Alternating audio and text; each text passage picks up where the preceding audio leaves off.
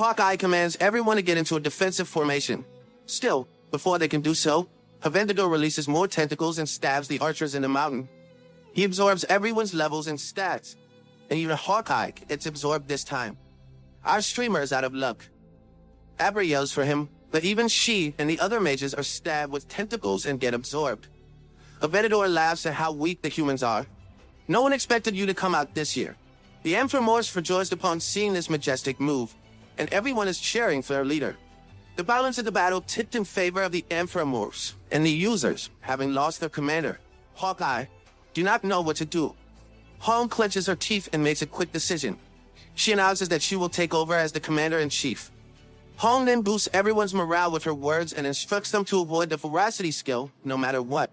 She adds that if a comrade gets stabbed, they should end their comrade's game before they get absorbed so they can still revive. And with that, Hong commands everyone to charge.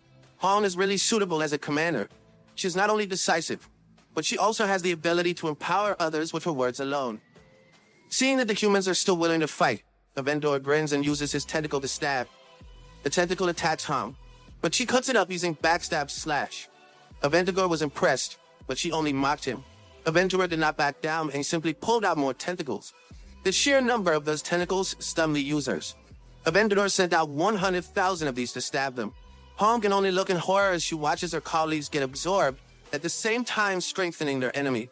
The system then announces that the Sin of Greed unique attribute is activated, allowing Aventador to unlock the maximum cap level. Aventador easily reaches thousands in level with his curved power.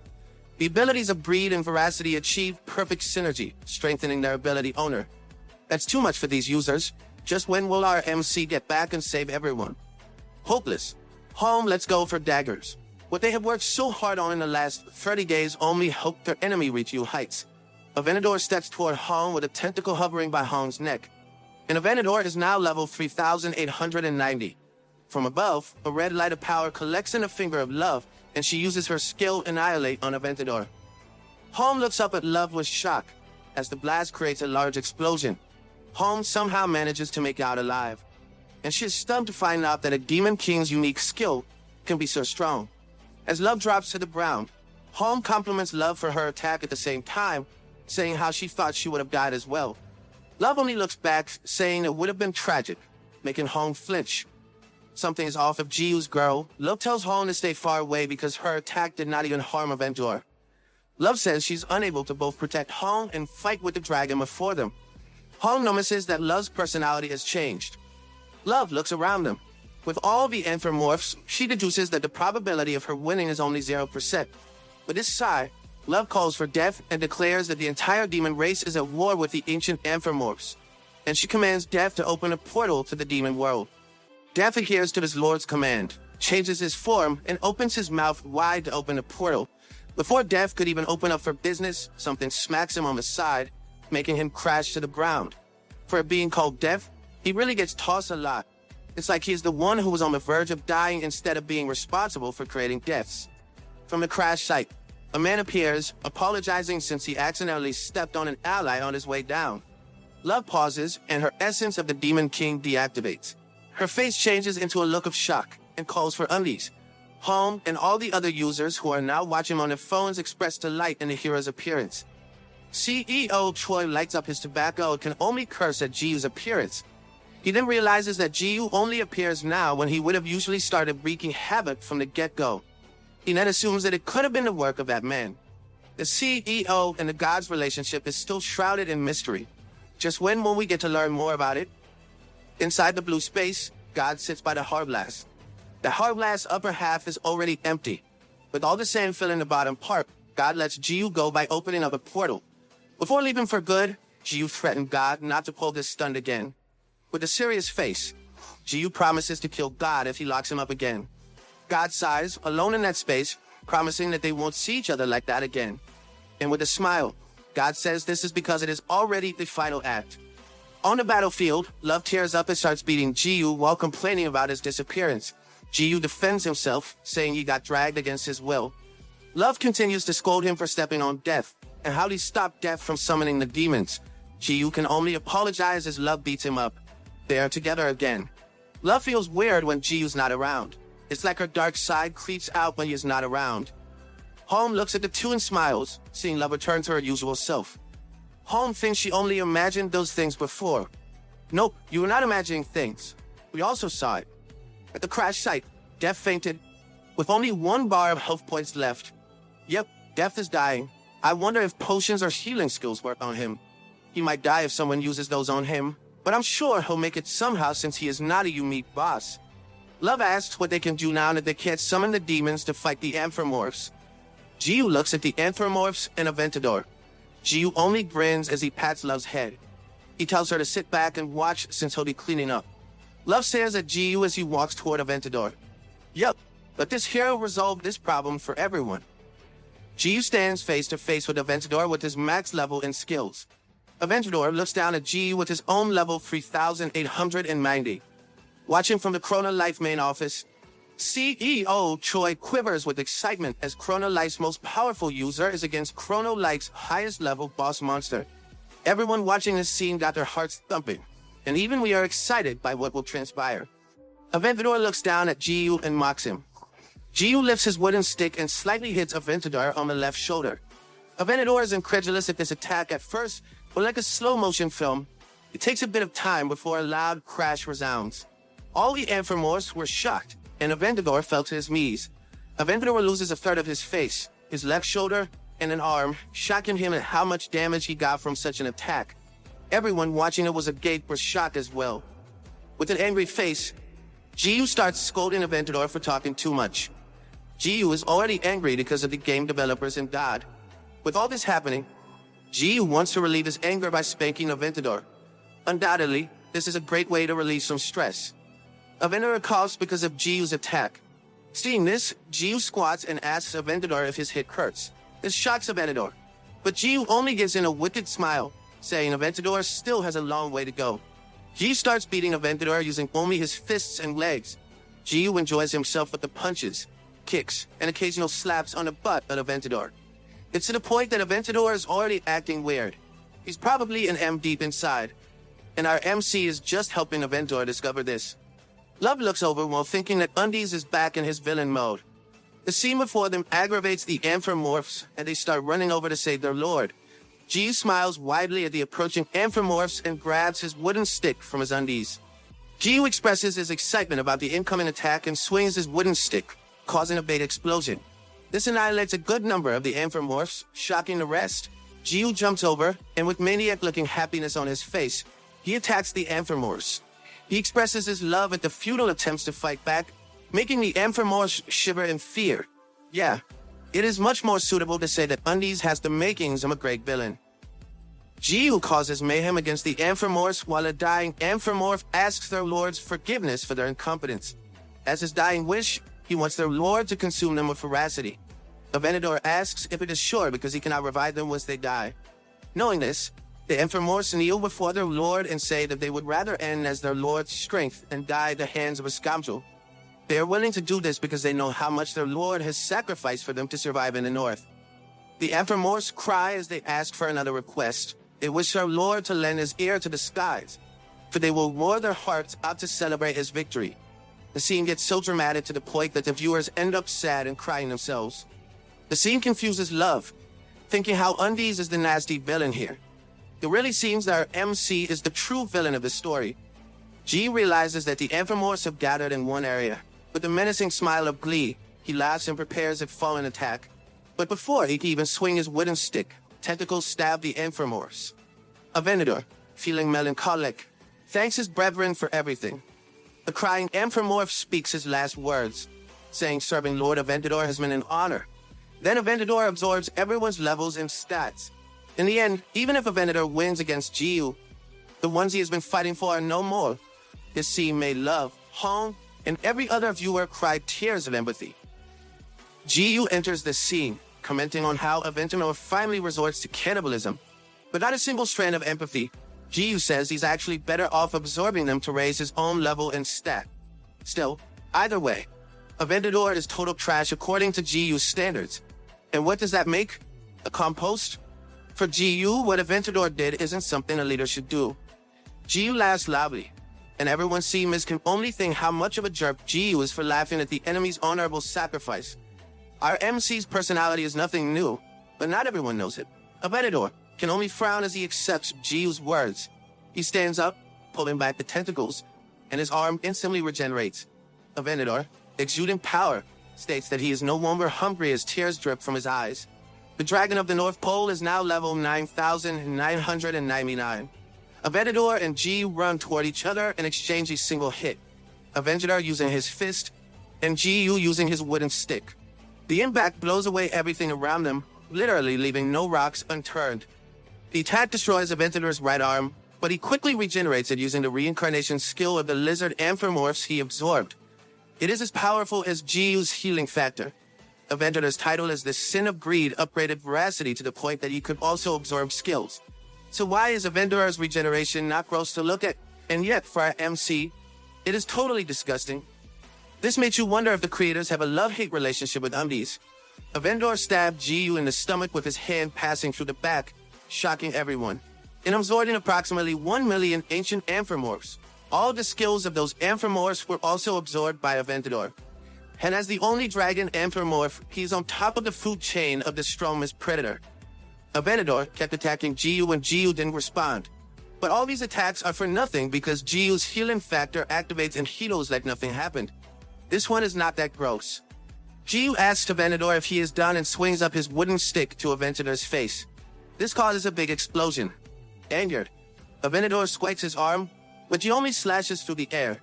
Jiu activated his speed of light skill and launched attacks the dragon couldn't see. Love smiles with excitement, thinking that Jiu already won the battle. But Aventador suddenly flashes, and he transforms into his dragon form. Aventador flies and declares that he has nothing to lose anymore. CEO Choi was shocked that Aventador plans to use Ice Breath. A level 9,999 dragon doing this would disintegrate the entire continent. They commands his staff to contact the server team to cut off the power. Desperate times come with desperate measures.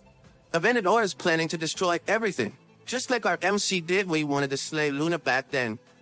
Before the staff does as he says, Aventador releases Icy Breath. Jiu only smiles as he activates his hidden STR stat skill. Soul of the Giant, he finally uses it. Jiu receives the Ancient Giant's strength, increasing his damage and attack range by 1,000%. Jiu swings his wooden stick up without much effort, and an explosion meets Aventador's Icy Breath. The explosion engulfs Aventador, and he disintegrates as the beam of explosion reaches far beyond space. No worries. No nearby planet is destroyed in this scene since Jiu already destroyed it in Chapter 14. Jiu looks up to the open space and declares that he only has one enemy left, and that is the Sin of Envy. Here's a quick recap of the sins shown so far. 1. Yours of Pride. 2. Arrogant of Veracity or Gluttony. 3. Pride of Sloth. 4. Lumina of Lust. 5. Youth of Rage. 6. Aventador of Greed and Veracity. 7. And a currently unknown envy. Love rushes towards Unease and compliments him with 2 thumbs up. Suddenly, Aventador drops to the earth and Jiu asks Captain Love to move back in case the guy uses veracity. Jiu talks to Aventador, complimenting him for still surviving. Aventador admits his defeat and asks to be killed by Jiu. Jiu grins and says that he has every intention to do so, saying goodbye to the dragon. Jiu lifts his wooden stick up in the air. Aventador remembers the last moments of his kin as he awaits death. Tears drop from his eye once more, feeling sorry that their sacrifice is for nothing. In the eyes of the Anthropomorphs, Aventador is the hero and protagonist of their species. Jiu stops his swing and changes his mind. He doesn't want things to be too anticlimactic, so he asks Aventador to become his ego's sword. Yours pops out and asks Jiu if he won't kill the dragon anymore, reasoning out that he already reached the max level of 999. Jiu won't get any XP from slaying Aventador. And the same applies if he used veracity. Aventador acknowledges Eurus' presence and mocks him for becoming domesticated by a human. Laughing at this, Aventador refuses Jiu's proposition. With the dragon's refusal, Jiu sighs, smiles innocently, and says he won't force him. Acting like he was struck by Aventador's refusal, Jiu smiles and declares that to deal with his heartbreak, he will head to the northern continent and go on a killing spree to clear his head. Jiu laughs with glee as he repeatedly describes his intentions. I think our MC's moral compass has become faulty. But if you look at it from a different perspective, what he intends to do is no different from the Anthropomorph's goal. This angers the vendor, and he asks Jiyu if he is now threatening him. Jiyu smiles and waves his hand in calming motion. Then he gets near a vendor and says that he wasn't a dimwit after all. Jiyu states that he is indeed threatening a vendor. Everyone sees this exchange and gets pissed off at Jiyu's actions. I guess those people are easily affected by their emotions. They don't seem to remember the world of criminal life almost ended because of the Amphimorphs.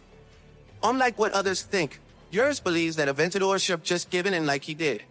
Remembering his brother's sacrifice, Aventador closes his eyes and says he will accept. In exchange, Jiyu won't harass the Amphimorphs. Jiyu laughs as the system appears, asking if he wants Aventador's soul. Yurs asks Jiyu where he plans to imbue Aventador's soul since there can only be one soul per weapon. Jiyu thinks about it and decides to have Aventador imbued in his cotton white undies. That is a ridiculously bad idea. But who am I to stop our MC? With a big smile and sparkly eyes, he signals Aventador with a come-hither look. Aventador wants to rethink it, but Jiyu doesn't give him any chances and pulls the dragon into his undies. Aventador disappears and relinquishes his physical form and enters Jiyu's briefs. Jiyu enjoys it and does an unholy pose. His undies are now ego briefs with rank ego and infinite durability. I know this sounds weird, but Jiyu literally has a dragon in his underwear. Jiyu floats in the air as the system announces it. Love can only look up at him with an indescribable face. We also need Yurs and everyone else's reaction to this scene. The system announces that the main quest has been cleared and everyone receives a chest. Upon opening, the item inside is a snow crystal of the Everfrost. When consumed, it lets the consumer endure the cold of the northern continent. The northern continent is now open. It excited everyone to explore the new map, hence increasing Chrono Life's user interaction. Jiyu eats his snow crystal, and the system announces that he can now adjust to the cold temperature of the northern continent. Wait, that's it? Aren't there other rewards for the top contributors in this quest? And that is how the war with the ancient Amphimorphs came to an end. We got the enemy-turned-ally route in this story arc. Jiyu logs out of the game and immediately feels hungry. A voice asks if he is done and says the lunch is ready. It was Luna, and she called for Jiyu to come and eat what she made. Jiyu sits by the table and compliments Luna for cooking a lot. Jiyu eats the food and thumps his spoon on the table. Fine, I'll let it go since our MC was hungry. The trace is still on his face. He asks Luna who she is and why she's in his place again. He then threatens her that he will call the police. Luna is glad that Jiyu finished his food, commenting on how Noob is so fast in everything he does. Luna says she is there for an important business discussion. Jiyu asks what it is, and Luna grins. Luna smiles brightly as she asks Jiyu out on a date. It is a trap. Don't agree. This causes Jiyu's brain to load, trying to understand the word date. While this happens, Serene hums while holding her phone with the plushie undies on her lap. People, we have undies merch now. Serene thinks that undies are lazing around right now and wonders what she should message him. She types in a question, asking undies if he wants to go on a date, but she doesn't send it. Instead, she punches the undies plushie while giggling. Just send it, and don't mull over it too much, Serene. Your nemesis is getting ahead of you. Love's phone rings and she happily answers her manager's call. Love learns from her manager that a black-haired girl is out to steal Love's man. Love wonders who at first, then realizes it is the Roach Lady. She immediately runs for it while her manager tells her the two are leaving in a car. This is why you should have just sent that message. Serene runs with a worried, crying face. Her manager gets her into their van and tells Serene that she saw them head to the beach. Serene starts imagining what kind of interaction those two will have and panics that undies will fall for Luna's tricks. Her manager starts wearing white gloves and tells Serene not to worry. Though Jiyu has the fastest sports car in the area, he's still no match for Serene's manager's driving skills. And the car skids away. I bet if you give her a paper cup filled with water, she won't spill a drop even if she drives fast. En road, Jiyu remembers accepting the date to the beach. He has no intention of going with her. Still, Luna tells him that she has information that will be useful to him regarding the Sinbenvi. So in exchange for that information, she wants Jiyu to go on a date with her. They reach the beach, and Luna expresses how grateful she is for making a dream of hers come true. Jiyu looks blankly at Luna, and he can't help remembering that Luna's bright smile is similar to the fake smile she gave when they first met. He also recalls memories he wants to forget. Luna stabbing him, and the look on Luna's face as she did, and he thinks about how clear those memories are. Does our MC want to forget those because they were terrible memories? Or is it because he wants to see Luna in a better light? Jiyu urges Luna to reveal what she knows. Luna smiles with disappointment, but tells Ji-yu that his hasty disposition has already brought the last chapter. Ji-yu is always saved those around him, and Luna calls him Noob. She stops and corrects herself. Luna then calls Ji-yu the brave warrior. She then asks if she can ask him for a favor. Ji-yu scratches his head, thinking she has another favor to ask and how shameless she can be. Tears drop to the ground, and it continues to do so. Luna is crying badly as she asks for Ji-yu to save her too. Wait, what's with this sudden development? Seeing Luna's crying shocks and confuses Ji-yu. Sweating, Ji-yu smirks and tells her to stop joking, saying you won't fall for the innocent act again. He is unsure, but Ji-yu keeps going, saying that Luna will only talk smack again once he lets his guard down. Luna suddenly runs to Ji-yu and hugs him. She asks for forgiveness numerous times. Hearing her weak voice and feeling her shaking only made Ji-yu more confused. Luna's vulnerability made his brain stop. I don't think Luna is acting this time. Just how grave is the situation that she ends up crying like that? Nearby, Love runs around with her manager looking for Ji-yu and Roach. Her manager says she is sure since the place is one of the top perfect romantic spots. Just like that, the two find Roach Lady hugging Ji-yu. Serene stops as she sees this and gives a death glare. Ji-yu calls her Roach Lady and corrects himself. He asks Luna what she needs saving from, asking for more details. Luna is still shaking while grabbing into Ji-yu's chest when suddenly Ji-yu remembers at that time he got stabbed, meeting Luna in her goddess form and the monster that carries her around. He wonders if there's any deep meaning or purpose to all of her actions. Is there really? Might there even be a reason why Luna even mocked Ji-yu about his parents? Because from the start, we haven't seen even a shadow of those parents he mentioned in the first chapter. Still crying, Luna laughs and pushes Ji-yu. With tears still in her eyes, she says she really got Ji-yu good. Luna claims that she's trying to play the villain with a backstory role. Luna laughs as she asks if Ji-yu got a better image of her now. Still confused, Ji-yu wonders if her crying and asking for help was all a lie. He was sure that there was something behind Luna's smile. He's about to ask her, but he suddenly stops when Serene appears in front of him. I guess we won't learn more about it. Luna will not reveal more since the other gal is there. Ji-yu curses as he sees Serene looking like a corpse, but he stops realizing it is Captain Love. Still looking horrendous, Serene asks Undies what he's up to. Scared, Jeeve denies that he's up to something, and Serene accuses him of being a liar. She repeatedly says how she saw him honey Luna with a horrifying face. Ji-yu only admits that he's scared right now of Captain Love. Serene makes Ji-yu raise his arms and tells him to stay put. Scared of what Captain Love would do, Serene suddenly hugs him. Serene then commands him to put one hand on her head and the other on her shoulder. Ji panics, saying that it would be a full-on hug. Serene tells him to just follow her authority as his captain. Ji-yu does what he was told while blushing. With both hearts thumping, Serene suddenly turns to Luna. Serene laughs at Luna with a face that screams, I win, you lose. I guess Serene won't be hiding her feelings anymore. Luna smiles, clearly irritated with what she's seen. She suddenly mentions the information she was going to tell Ji-yu, and Ji-yu immediately lets go of Serene. Serene glares at Luna with annoyance. Finally serious, Luna says there are two pieces of information. The first is his reward for defeating Yufa, a normal rank earring with a minimum wear level of 500. To be exact, it's called the Angel's Earrings. Ji hasn't seen it yet, but Serene's already opened hers, so she knows what Luna is referring to. Serene asks if Luna's for real since there's nothing useful found on it when it was appraised. Luna says they've seen it before, and she mocks Serene for having a crap memory. They even fight over the smallest things, but Luna is right on this. They indeed have seen the earring before. Ji tells them to stop fighting. Luna continues to the second information regarding a quest. They must stop the change of the master of the sky. With nothing else to say, she takes her bag from Ji-yu's car. She bids goodbye and says she enjoyed their date, irritating Serene as she leaves. Ji-yu scratches his head, feeling confused. Serene blushes and tells Ji that she wants Ji to do with her what he did with Luna. Ji doesn't understand, so Serene gets straight to the point and says she wants to go on a date on the beach too. Ji makes a face and just accepts his fate. Our MC is acting slow-witted. It probably is his method of playing hard to get. Luna walks on the streets and pauses to think about how she cried in Ji chest and pushed him, pretending it was a joke. She knows that Ji would have helped her if she had been honest. Luna then remembers how Serene hugged Ji and wishes she could have been honest too. She cries again, feeling jealous. I still feel bad for her even though I prefer Captain Love. It's already sunset, and Ji and Serene are walking side by side. The two of them are both blushing as they do so. Serene says Undies must have been bummed because he didn't see Roach Lady in her bikini.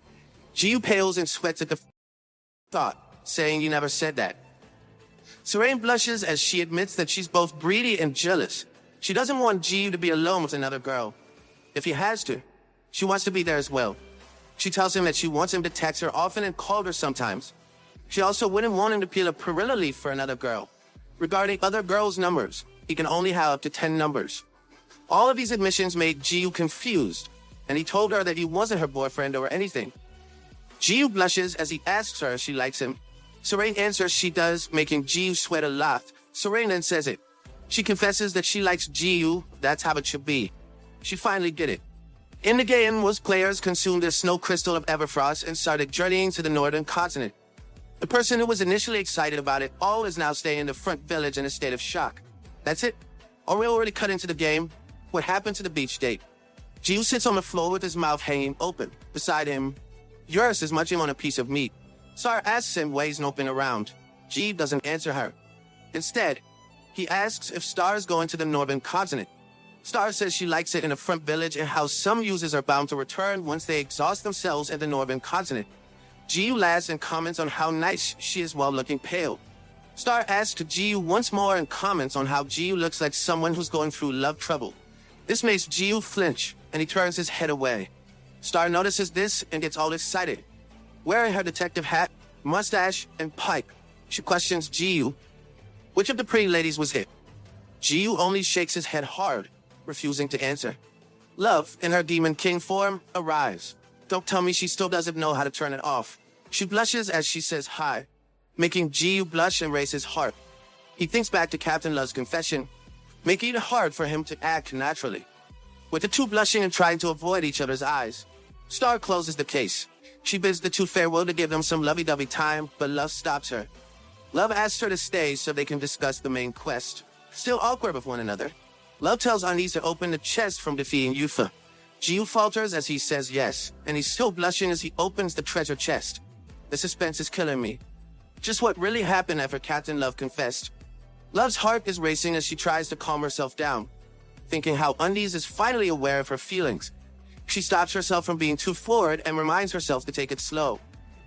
Ji-yu opens the chest, and inside is the angel's earring. Love tells Ji to try wearing the item since his level is more than enough to equip it. Ji frowns while looking at the earring, trying to remember where he's seen it. Impatient, Ji decides to just wear it.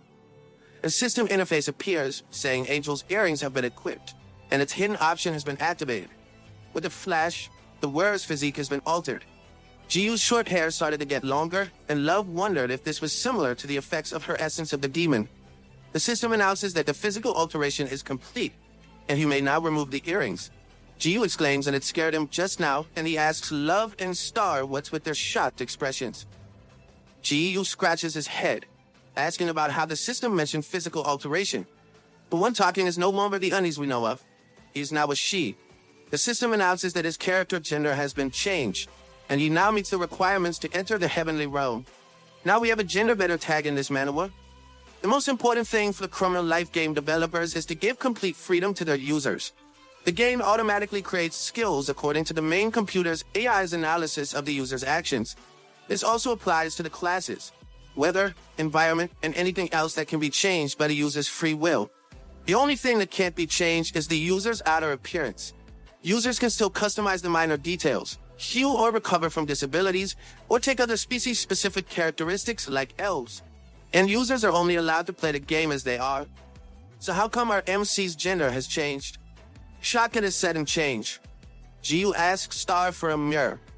Ji-yu looks closely and asks Love and Star if he looks kinda cute today. Despite how his looks changed, Ji-yu was still his annoying self. Other users have seen this change, causing a minor commotion. Love suggests they talk somewhere else, and they head to an inn. They rented lodging for adventurers on the second floor and have their talk. To start, Love asks Ji-yu if he can return to his original appearance if he takes off the earring. Ji-yu says no since he tried it while they were still on their way here. No? Is it permanent? Or is there a requirement to turn back? Love comments on how it's weird to call in Undies now. After looking at Ji-yu and thinking it through, Love says he should be bra now. Ji says they should just stick with undies. Star asks what Ji feels now that he's in a different form from what he is used to because everything is supposed to feel realistic in Corona life. Ji says his hair feels ticklish. Aside from that, nothing feels really different aside from... Ji excuses himself to the bathroom, but Love stops him, saying they're in the game. Ji then asks when they will log off since it's already bedtime. Knowing what Ji was up to, the two only kept staring at him, and Ji snapped, saying he'll do whatever he wanted even if it was in front of them. Love and Star stop him, and Love scolds him since they are already in dangerous territory for their age rating. Confused, Ji asks what she's on about. Wow, fourth wall. Tired from the ruckus they've made, Ji is calmed down. While lying on the floor, Love mentions how Roach Lady told Undies to take a good look at the earrings. Ji doesn't care, so Love sits up and looks at the earring. She slowly remembered who wore those and realized they resembled what Riot of Sloth wore. Love felt proud of identifying what it was. Love tells Undies that they should see Riot to return Ji to his original body. Ji scratches his head, feeling lazy about it. He reasons that it's tedious to do so, and his gender really wouldn't affect his enjoyment of the game. Hearing Ji out, Love doesn't force him. Love then questions him if he's sure he has no ulterior motives for staying as a girl. This question makes Ji sweat and gets red in the face, saying he doesn't. Knowing how Ji's mind works, Love wrestled him. Can't believe I'm seeing this wrestling move here. Getting back to the topic, Love asks if Ji remembers the other hint that they must stop the change of the master of the sky. With this information, Love concludes that the last chapter will occur in the heavenly realm. Hearing the phrase last chapter got Ji excited. He then says they have no choice but to meet Riot since they can't miss the end of the game. At the same time, he'll return to his boy body. Hearing this made Love feel relief in convincing Ji. Lo says the problem now is that they don't know where Riot is. Ji claims they can just ask Habek since he's Riot's little minion. Ji then looks for something in his skirt and pulls out Habek's mirror, which is still in recovery. Ji puts the mirror by his ear and talks to it, calling for Habek to report back. There was no response, and Ji just scratched his head. Suddenly, Habek's voice emerges from the mirror, asking if this was the brave warrior. Cool, it can really work as a communication device. Ji exchanges pleasantries with Habek, and Habek comments on Ji's high tone of voice. Getting immediately to the point of what he called for, Ji asks to meet up with Habek. On the other side of the call, Habek was slightly startled by Ji's request, smiling while saying they could meet. Habek thinks this was such great timing from a brave warrior. Habek then sends a warp gate through the mirror so that they can meet. Those mirrors are convenient. The portal opens, and Habek greets them in bad state. Habek's right arm and left lower limb are missing. This shocks Ji, and he immediately crosses the portal to check on Habek. Habek is shocked by the appearance of an unknown woman, while Ji asks why Habek keeps ending up in a bad state despite being the Yamit boss. Habek pinches Ji's chin using his good hand and comes closer, putting on a smile. Habek says they haven't met before and asks for a name since his heart was stolen. Expectations versus reality can really be mind-blowing. Realizing that Habek is putting the moves on him, Ji smacks him in the face and curses. Love and Star try to stop Ji from beating up Habek more. Hearing the vulgar language, Habek finally realizes who it is. Ji is irritated for being called vulgar. Well, you are. Habek notices the angels airing on Ji's ears, and understanding finally sinks in. They caught up on what happened, and Ji healed Habek. Habek's thankful for the healing comments on how significant the healing speed was with Ji's maxed out stats. While Ji comments that Habek hasn't changed, he still manages to lose an arm. Star calls Ji's attention by calling him Wooden Stick Lady. Star asks who the handsome man is, but Ji reacts to what Star calls him. Ji reminds Star that he's a guy, but Star only comments that he's a pretty lady now, making Ji blush. Ji then tells how Habek kidnapped Captain Love before, making Star change her perception of Habek. Ji asks Habek where Riot is, but Habek explains they won't be able to meet with his master because Riot is in the heavenly realm. Ji says they can just go there since he has already unlocked the requirements to enter the realm. Habek explains that Ji cannot meet Riot even if he can freely enter it. Not everything can be that easy. It would be challenging if the Heavenly Realm arc really is the last chapter. Habek suddenly comments that Love has exceeded level 500. Love says there's no way it can be because it was only at mid-300s the last time she checked, and she opens her status window. Love was stunned to see that she was already level 503. She managed to reach this level after grinding in Yura's dungeon, and she's already reached level 500 once the war with the ancient Anthropomorphs began. Seeing this, Star says Love can also now wear the earring. Star thinks about it and asks if Love will turn into a guy if she wears it. It got Love curious. So she wears the angel's earring. Yep, she just wore it without any hesitation. Star laughs at how Undies and Love are becoming more alike by the day since they're both bold. The earring starts to flash in Love's ear, and the system announces the alteration of the wearer's physique. This blinds Star a bit, and the physical alteration is complete. Love's hair is still white, but is now shorter, and the gender of her character is changed to male. Love is a full muscle hunk now. The system also announces that Love has met the requirements to enter the heavenly realm. Star was struck at how hot Love turned out to be as a guy. Jiu looks at the change with amazement. With a shaky voice, Love can't believe she really changed into a guy. Realizing she doesn't have a shirt, she covers her chest as she falls to the ground and shrieks with a low voice. Wow, manly shriek. The shriek disgusts Jiu, and Love accuses Jiu of looking at her chest. Jiu says she shouldn't act like a damsel in distress while hiding her humongous pecs. Habek laughs at the spectacle and comments on how Love became handsome. It then explains that entering the heavenly realm requires a pure body. The earring lets them be reborn into a different gender, meaning they're no longer their old selves. This only means that the gender-bended thing is a requirement for them to enter the heavenly realm. Habek congratulates Jiu and Love for becoming eligible to enter the heavenly realm. Star was sad that she couldn't join them. Habek explains that she needs to be at least level 500 to wear the angel's earrings. Jiu asks Habek why he keeps saying they can't meet Riot in a heavenly realm, even if they can go there. Looking down, Habek says it's because Riot will soon die. Jiu asks why, but Habek falls to his knees and calls Jiu brave warrior instead of explaining. With his head bowed, Habek asks for Jiu's help to save Riot, and in return, Habek will help them return to their original genders. Our MC is so powerful that everyone asks for his help when they meet him. The system announces the hidden quest to save Riot of Sloth, and succeeding will result in even more rewards than regular quests. Jiu looks at it closely, and Habek once again asks. Jiu agrees to help Habek to save Riot. This makes Habek look at Jiu with shocked happiness and thank him. Jiu cuts him off and says that in return for his help, Jiu wants all of Habek's 8 mirrors. He says this with a demonic face, and Habek asks if he heard it right. Habek says that you won't be the Mirror King anymore if he does that. He's really greedy, but it also makes sense why you want all those mirrors.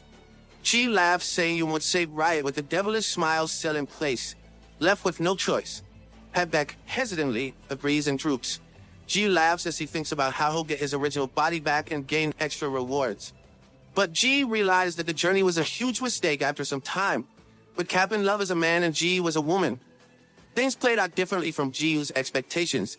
In a cell, Jiu got imprisoned with his hands tied up by glowing blue cuffs, and our MC looks like he is in a weak state. An angel soldier bangs on the prison doors, saying it's time to wake up. The angel calls Jiu a disgusting human as he opens the prison. The angel points his sword at Jiu and tells him she's waiting for him. The angel soldier grabs Ji by the hair and tells him not to run off if he doesn't want to get stabbed by a spear. Jiu sniffles with tears in his eyes as he says yes. The other angel tells him not to scare Jiu too much since he's wearing angel's handcuffs, which reduces the target's stats by 50%. Why is our MC acting like a damsel in distress? Did he really turn into a girl? The angel soldier pushes Jiu out of the cell and shrieks a bit. Womanly shrieks, of course. The angel tells Jiu to consider it an honor that a human like him will be able to meet her in all her glory, but he might get executed on the spot. The angel laughs away as he says it will be an honor to die by her hands. Jiu curses inside as he thinks about how he should just take off the handcuffs right now and kill everyone. Jiu sighed and calmed himself down, thinking things were going just as planned and he shouldn't mess up. So it's all part of their plan. This is going to be a long flashback, a few hours ago in Habek's lair, before they enter heaven. Habek prepares a mirror to transport them and tells the two to stand on it. Yurus, still eating a piece of meat, suddenly appears with a proof, saying there are 3 of them, including him. Jiu asks where Yurus has been this whole time. Angered by this question, Yurus asks what Jiu means when he has been there eating meat the entire time. Yep, he's been eating meat there since you were busy moping by Star's stall. Yurus says he followed them all the way here to Habek's lair. Jiu finally remembers as he thinks back. Yurus then asks why Jiu suddenly turned into a girl. You're so busy eating that you don't even realize when it happened right before you. Ji-yu asks if the meat has gone bad since yours is clearly sick or something. Wait, is the meat he's munching on still the same as the one he ate since Ji-yu moped? Habak tells them to stop the chit-chat and get on the mirror to transport them. Left behind, Star waves them a safe journey and tells them to bring souvenirs. Ji-yu waves back and Love comments on how cute Star is. The mirror platform zooms upward, and Ji-yu comments on how fast it is. Habak says they'll reach the heavenly realm in 5 minutes with it. Love comments that getting to the realm is strict since they must change their genders. Love blushes as she looks at Ji-yu, thinking she can't stop looking at him even though Love is not into girls. The thought makes her really flustered. Wow, Love is still attracted to Ji-yu despite the gender swap. Ji-yu asks why Habak doesn't need to wear the angel's earrings since only those who have pure bodies can go to the heavenly realm. Habak explains that this only applies to the people of the lowly realm, which doesn't include him. Ji-yu feels enlightened, while Love is still blushing. Love feels her heart racing fast even though Ji-yu was in his female form. She wonders if it's because she turned into a guy. Habak says they'll reach the heavenly realm once they pass the clouds. Ji-yu is excited, thinking it'll be all holy and pleasant in the heavenly realm. Habak suggests that they don't set their expectations too high with a worried look on his face. Some clouds dislodge and with a poof, Ji-yu and the others all get thrown off the platform. Eurus loses his meat in the process. 5 Eurus me, while Ji-yu is so excited to finally see a heavenly realm. Stepping on the clouds, Ji-yu exclaims at how cool it is that they get to stand on clouds. While Love comments on how soft they are, like the nice blanket. They get a sudden roar, and Habak can only think Hab is already here. Habak cautions everyone be careful since there's an enemy. Ji-yu, Love, and Eurus were shocked to see a creature with multiple eyes and wings. Love asks what it is, and Eurus says it's an angel. That's an angel. The angel has an unknown level, and its biggest eye suddenly flashes. Habak tells everyone to watch out for the angel's magic attack, Angelic Burst. They all obey as Ji-yu and Love think of how ridiculous the attack name is. A large boom explodes where the Angelic Burst hits. Ji-yu and Love whooshes up to the sky, while Love complains that they only just got there and never even got to sightseeing. Pissed off, Love activates the essence of the Demon King and sinks noise at 1.2% with stable status. In her male essence of the Demon King form, she turns to Ji-yu and tells him to leave this one up to her with a smile. She also reminds Ji-yu to get somewhere safe, making Ji-yu's heart race for a bit. But then Love calls Ji-yu Bri, making Ji-yu horrified. Ji-yu reminds her that she should just call him Undies. Love's really a noob. She sets the atmosphere and immediately destroys it herself. Love says she'll be back and immediately goes. Ji-yu can only frown and blush as he remembers how Captain Love coolly told him to leave it to her and go somewhere safe. Ji-yu suddenly shivers as he thinks his heart is seriously beating faster for Captain Love in her male form. Male wife? Indeed. Ji-yu flails around, thinking that his brain has been affected by the changes in his body. This makes him more desperate to get back to his original body. No, this is more fun. Stay that way in the meantime. Love gives the enemy angel a punch, making the angel roar. Love gets surprised when the angel opens its mouth, revealing multiple teeth, another mouth, and a tentacle for a tongue. The angel attacks back with its tentacle, but Love evades it. The angel flaps its wings and smacks Love with them. Love crashed into the clouds, making Ji-yu worry. The angel roars again, and multiple beams are lit up from its eyes, attacking Love. This causes a lot of explosions, making Ji-yu grab his wooden stick and curse at the angel for attacking Captain Love. There's nothing angel-like with this angel. Habak tells the brave warrior to calm down because Love's energy hasn't faltered. The smoke from the explosion dissipates, revealing an unscathed Love. Feeling smug, Love says how absurd it is for an angel to go against the Demon King. Love points a finger and uses Annihilate. A beam of red light emerges from Love's finger and stabs the angel right at the center of his biggest eye. The angel meekly roars and pops in the air. Love gains XP for slaying a monster, and the essence of the Demon King gets deactivated. With relief, Love runs to Ji-yu, calling him Bra, and gleefully says she has won. Undies blushes and simply says to call them Undies instead. Love suddenly grabs Ji-yu's waist and holds Ji-yu's hand with his other. Love asks if he was hurt anywhere while calling Ji-yu her sweet little birdie. Lovers pose in reverse. With Love's face near his, Ji-yu scrambles away in shock while blushing. He asks what Captain Love is doing. Love only laughs and winks at Ji-yu, saying he is so beautiful that she can't stop herself. Love's enjoying it so much. Jiu only stares at Love with a blank face, thinking that this is a sick concept. Not really. I don't mind the gender switch as long as my ship sails. Habek comments on how close they still are, while Eurus frowns as he thinks of something else. Eurus then asks Habek about what happened to the heavenly realm. Eurus knows that this realm is supposed to be kind to humans. What they just saw makes him say that they would be more welcome in the demon world. You'll definitely be more welcome there since Love is the new demon king. Habek sighs as he says that Eurus is right about how the beings of the heavenly realm used to love humans. He explains that the angel that Love just defeated would usually welcome outsiders and protect them. After thinking for a while, Habek asks Eurus if he has heard about Leyward. Eurus mutters the name and says he never heard of her before. Habek then reveals the reason the heavenly realm's beings are hostile to humans, why his limbs were torn off, and why Riot can die any moment is all because of Leyward. In a dark dungeon, a slight body hangs on chains by the hands. A woman's heels clack as it steps toward an injured Riot. Riot greets Leyward. The blonde woman with different eye colors greets Riot, asking how he has been. Riot dismisses this, saying they had seen each other a few hours ago. Riot says he can exchange pleasantries, but Leyward suddenly stabs Riot in the stomach. With a grim smile, Leyward asks Riot who allowed him to speak. She brings the dagger downwards, saying she never permitted him to talk. Riot retches some blood because of this. Leyward finally pulls the blade out. The action made Riot scream in pain. Leyward looks as Riot retches. Then she uses heal on Riot, and with a flash, Riot gets completely healed. Leyward then hugs Riot, saying she loves him and that they should stay together forever, just like now. Then Leyward darkly asks who the guests that the Mirror King brought. She then comments on how disgusting and vile humans of the lowly realm are. Leyward turns to leave and promises her beloved Riot that she will dispose of the abominable humans of the lowly realm.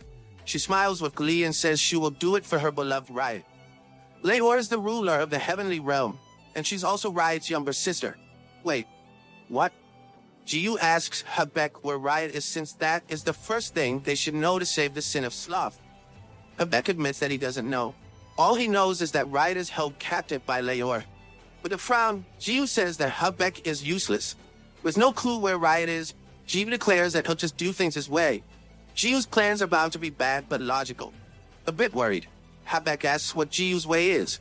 Jiu smiles wide and grits his wooden stick. He announces that he will break things first and ask questions later as he lifts his wooden stick. Habek tries to stop him, asking if Jiu plans to strike down. Jiu smiles as he affirms and asks Habek if there's a problem.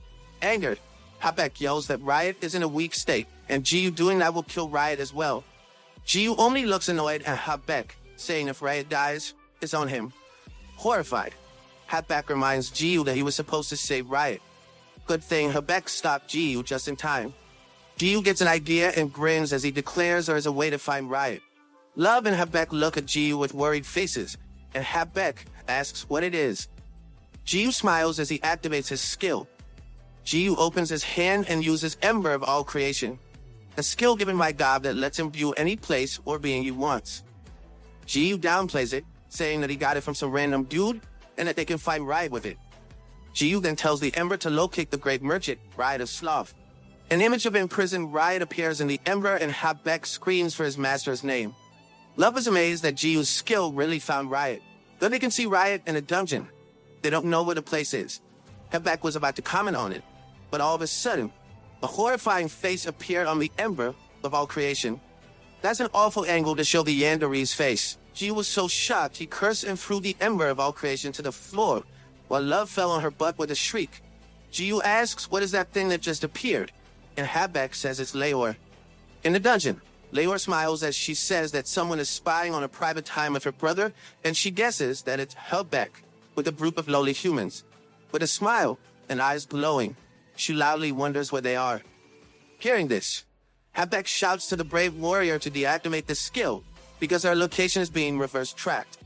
Jiu smiles evilly as he says they should come to them instead. Panicked, Habek says his master's life is in danger and they can't give Leyward more reason to hurt him. Jiu expresses his disappointment as he ends the skill. Love says that this is not how she imagined Leyward since she imagined her to be the total villain by Habek's description. Didn't Love see that look on her face? It's like a face made to be a villain. Habek warns them to not be fooled because she is a formidable adversary. Jiu asked Habek why he uses the word she when Leiwa is obviously wearing an angel's earring, which means she's actually a he. Habek explains that gender change only applies to those of the lowly realm. This means the people of the heavenly realm, like Riot and Leor, are in their original gender. But more important than this, Habek reveals that he has a plan. So this means Habek planned to have our MC imprisoned by the angel soldiers. In the dungeon, Leor smiles as she claims she can't let her guard down since many hateful creatures are after her Upa. Riot heaves as she says this. Leor claims this is only natural since Riot is so amazing, with his sweet voice, cute face, slender arms, perfect body, and porcelain skin. She happily claims that Riot is perfect. Leor declares that no one can have Riot except for her. Anyone who stands in her way will be killed. Leor turns and commands the angels of the heavenly realm to block those invaders. Her eyes glow as she gives the last command to rip everyone apart. Angels of all shapes and sizes flock to where Jiu and the rest were. The sheer numbers shocks Love and Habek, and the angels' eyes glow as they prepare to unleash angelic bursts on Jiu's group. Still in the dungeon, Leor smiles as she bids them farewell. The sky was filled with angels who were all about to release angelic bursts. Of course, our MC is different. Jiu smirks at this display of power and gets into position to attack. With a smile, Jiu says swing up, creating a massive explosion with his attack. Our MC looks so pretty in that panel. The angels that were hit by this attack all turn into ashes, and the blast cleared a part of the clouds, making a clear view of outer space. Jiu is still smirking, while Lud is struck at how Jiu ripped a hole in the heavenly realm. Habek can only smile with a pale face while thinking this is normal for the brave warrior. Leiwa's face doesn't reveal much, but she is stunned by what happened. The MC manically cheers as he is now having fun in the heavenly realm. And here it is. Our MC's disgusting, evil face in woman form. The angel's roar becomes more like a question than a declaration of the intruder's end. Jiu suddenly appears above one of the angels and hits it with his wooden stick, causing a booming sound.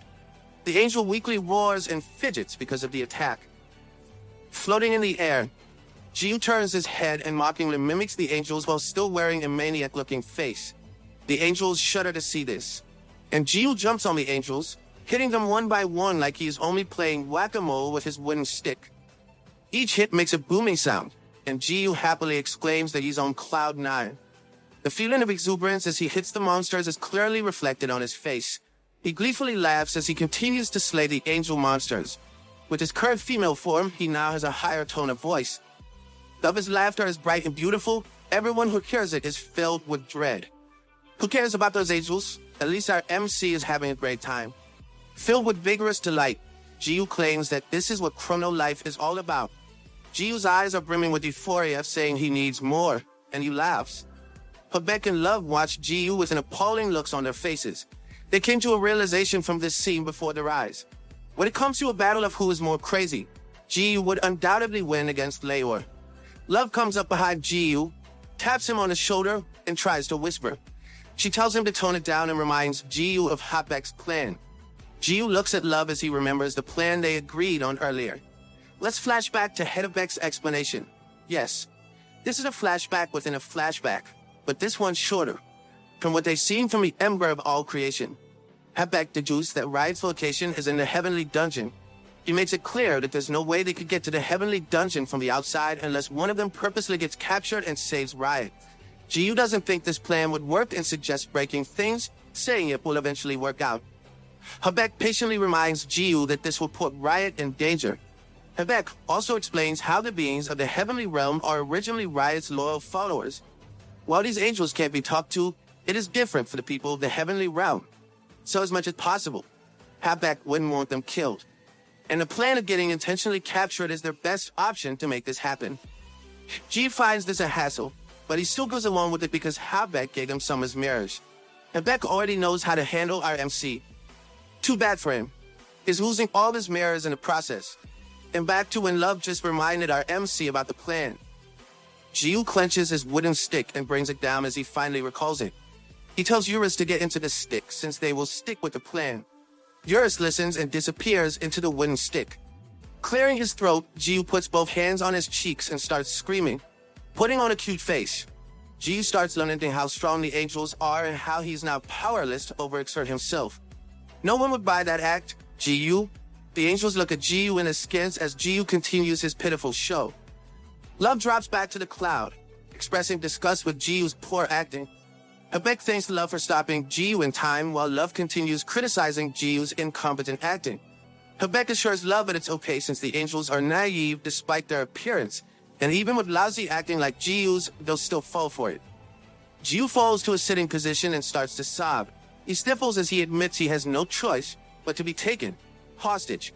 Tears come out of his eyes and he acts like a damsel in distress. The angels stare at Jiu in disbelief as they remember the maniac faces Jiu had shown just a while ago. The angels continue to stare with doubt in their eyes while Habek and Love look at the scene with skepticism. But like Habek said, the angels are naive and fall for Undi's lousy acting. They took Jiu away to the heavenly dungeon, even though they doubted what they saw. Habek and Love hid within the clouds as Jiu was taken. Love was worried for Umi's safety since he'll be alone and surrounded. Habek laughs and convinces Love otherwise and that he is more concerned for the people of the heavenly realm. These beings don't know Jiu, and he hopes they don't provoke Jiu. That ends our long flashback. Now we're all caught up where we left off from the first scenes of chapter 48. An angel soldier wakes Jiu up with a loud thumping through the cell bars, and he pushes Jiu out of the cell. Jiu is provoked and currently pissed off, and he wants to slay his captors, but he calms himself down and reminds himself of their plan. Thinking that he couldn't mess it up, he continued his act. Reaching the grand doors, the angel soldier tells Jiu that Leiwa is waiting inside and tells him to get in. The great doors lead to the throne room, where Leiwa sits on a grand chair. Still, not as luxurious as Riot's chair. Jiu takes a good look at Leiwa while Leiwa greets Jiu. She refers to Jiu as a human of the lowly realm. She accuses Jiu of peeking at her brother and her earlier and calls him vile. A bit pissed off, Jiu doesn't answer. Leiwa walks down the throne to Jiu's level, saying she's curious about the human Habek brought to the heavenly realm. She asks Jiu where his friends are, but Jiu claims he doesn't know. He asks Leiwa where Riot is, admitting how he knows that Riot is in there somewhere. Leiwa is shocked to learn that the human knows her brother personally. Jiu tells her how Riot came down to meet him before and how they had a quick chat. Not standing face to face with one another, Leiwa asks Jiu if he is the person that her brother mentioned, the one who is called the brave warrior of modern day. Jiu says that some people call him that, though he really doesn't like the nickname since it's childish. Yep, it doesn't suit your nature. Suddenly, Leiwa stabs him, making her MC cough. Leiwa insults Jiu and admonishes him to learn his place. She claims that it makes her sick to have a human like Jiu so satisfied with exchanging words with Riot. Leiwa then gives Jiu a choice if he likes it up and down or left to right. She reminds me of the cheat code for Contra. Jiu asks what she means, but he is robbed of the choice as Leiwa divides him into two. Jiu's upper body was flung into the air as Leiwa says left to right it is. Jiu's bodies fall to thud, and Leiwa comments on how disgusting the beings of lowly realm are, and she turns her back to walk away. A system notification sounds and announces the activation of the healing factor. Jiu's body starts to regenerate, and tentacle-like flesh wriggles from the divided part of his body. The two parts combine, and his upper body is once again attached to the lower part. We're seeing another horror scene from our MC. Leiwa feels that something is wrong and starts to look back. Jiu fuses back with a face built for horror films, shocking Leiwa with the hideous show before her. Outside, Love and Habek start looking for Riot's sealed weapon. Habek says they need it to bring Riot back to his full power. Habek explains that Riot usually seals his full power, like how it was locked away when Riot went to the human world. Love remembers how Riot attacked Jiu then and was amazed that it was only a part of Riot's real power. Habek continues his explanation of how this is also the reason why Leiwa was able to capture Riot. Habek's master is one of the Brave Four, the individuals known to be the strongest in this universe. Love is unaware that there is something like the Great Four. Habek informs Love that aside from Riot, there is the Demon King of the Demon World, Eurus, and the warrior Yufa, who makes up the Great Four of Chrono Life, and each of them represents the strongest of their respective tribes and territories. Love is suddenly nervous, thinking how a little brat like Riot is a very powerful being. This makes her ask why Riot is a merchant in the human world and why he seals his power away. Habek smiles and says that this is the exact reason why Riot is the sin of sloth. Riot is the type to abandon his duties and just lays around. Wow, I guess I could be the sin of sloth if Riot ever abdicates. Habek tells Love they should look for Riot's sealed weapon, since he already knows where it is. Love can't stop herself from getting worried. Love asks Habek if they'll be okay without undies, and she knows how Habek always gets beaten up. Love is seriously scared about this, but this comment hurts Hebek's pride. The sound of flapping wings can be heard, and someone with wings speaks up, saying that she'll help them. Love and Hebek were both shocked when they saw the goddess of life. Of course, Love still refers to her as Roach Lady. Getting back to our disgusting MC, Leor is shocked to tears, falling in her butt, and screams her heart out at seeing the horrifying and disgusting scene before her. The scary, deathly face of Ji speaks, asking what Leor is so afraid of, and asks for Leor to play with him. This only makes Leor scream some more and yells at Jeeve to not call her name because she feels that she's being cursed. Our MC really needs to tone down his disgusting habits.